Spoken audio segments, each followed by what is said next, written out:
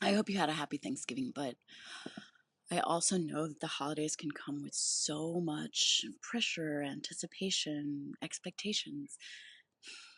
It's supposed to be all merry and bright, and it's not always that simple when you come from a background with developmental trauma. So then, if you're not feeling warm and fuzzy, it can really push the buttons on themes of belonging.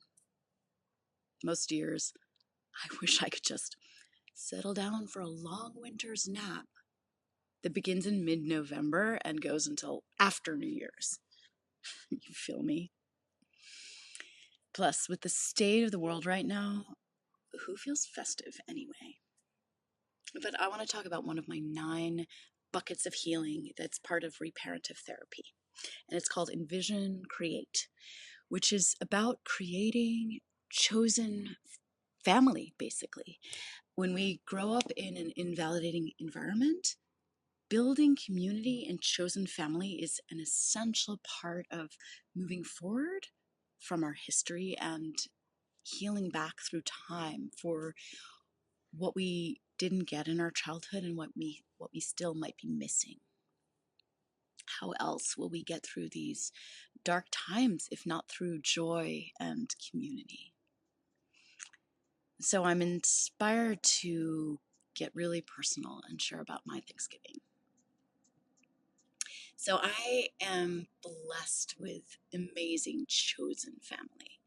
For 20 years, I've been part of a utopian Friendsgiving at a retreat center with 100 or so friends. This event has absolutely changed my life. It's given me hope.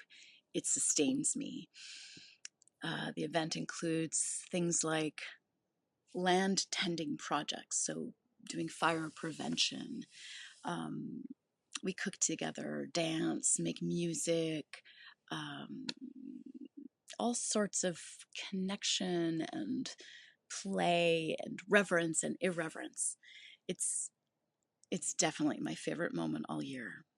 So this year, you better believe I was looking forward to that because I was so burnt out, tired. I've been deeply, deeply feeling the grief of the world, uh, the results of the election, the genocide in Gaza, all of it, and the trauma that I've been holding in my therapy practice.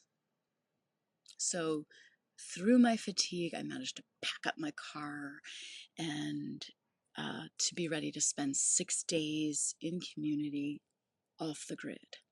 I'd even packed up homemade cordials from my walnut tree and lemon tree, and I was about to drive a 97-year-old first-time attendee, and so did my COVID test, and I had literally just gotten out of the shower and was like ready to put my clothes on and pack my last things, and I was in absolute disbelief that I tested positive.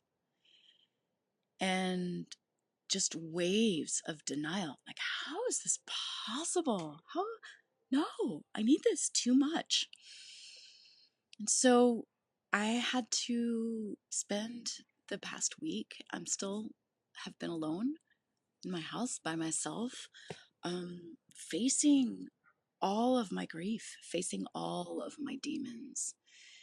And I didn't block it. It was a tsunami of grief. It was like a crucible. Um, I'm not sure if I had a bigger pity party with myself than my friends had up in the woods. Um, but yeah, I, as it is, I'm not someone who has a typical American holiday ever. My relationship with my family is so, my family itself is so fragmented. And my relationship with them is that yeah, I don't have traditions except for with my chosen community.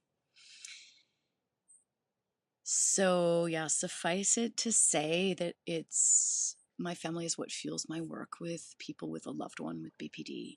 And it makes me absolutely determined to make a difference for people with this wounding.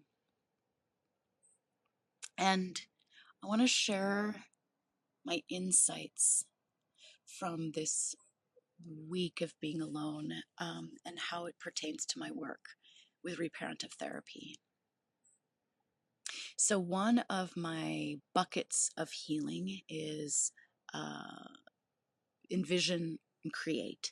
And that's about creating chosen community and chosen family. And I honestly believe that when we do that, we can actually send healing back through time and forward through time. Like we can attend to needs that have never been met and heal our lives for moving forward more freely with that nourishment. I also had a lot of insights this week about my own patterns and ways that I work with reparative therapy. So I noticed how certain thoughts, I can be an expert with my thoughts. It's almost like once I get doing down the chute, it's like I'm off and rolling with the bobsled down. And it's not just like adding a little bit of fuel to the fire. I'm an expert at like pouring on the propane to set the whole place ablaze. And I do that with thoughts that are using black and white thinking and splitting. I learned that in a family with BPD. I take things personally. I learned to do that so well in my family. Um, this week I got to see it's not personal. People aren't excluding me, they're just living their life, they're just having their Thanksgiving. I have a story that I'm no good at self soothing. And this week it's never my choice to be alone. It's never my choice to self soothe, but I got to see that I'm better at it than I give myself credit for. I also noticed myself being very mad at the universe. Like, it's not fair. As if there should be justice, as if there's any justice. And again, that's a way of taking things personally. And when I found that I could have some choice around that, it was very freeing not to get lost in the taking things personally. And when I found myself slipping too far, I reached out, and I have amazing friends who weren't at the gathering, but friends that were available to me. And the co-regulation of just being on the phone with somebody goes very, very far. And I connected with nature. Absolutely, absolutely top recommendation. I reached for art.